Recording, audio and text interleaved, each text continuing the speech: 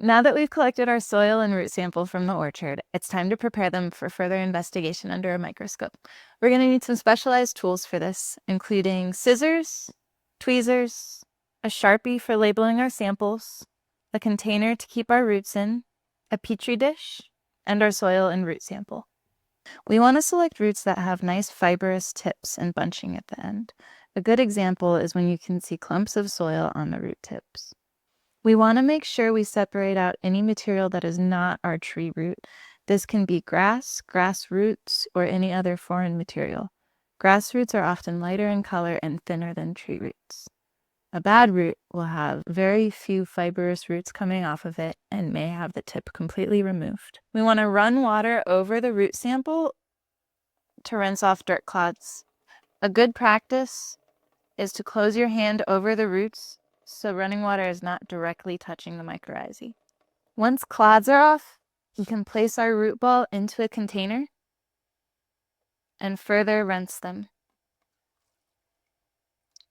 You can fill the container with water and shake, and then dump this excess water out. Now we want to soak this root in water for 1 hour up to 1 day to loosen some of the tougher dirt clods. This is especially important in heavy clay soils. These roots have been soaking for about 2 hours now. They're ready for further cleaning and inspection under the microscope. We now want to grab our petri dish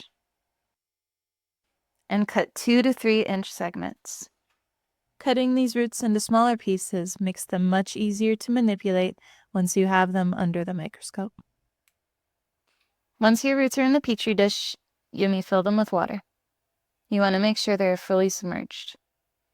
Now that we've washed our roots and put them in a petri dish and covered them with water, we want to make sure we label them with what tree they came from. We want to keep a labeling process consistent throughout this entire process. This sample came from tree 4F, so I'm going to label that 4F. We can now use our microscope to determine if we have tuber on these roots.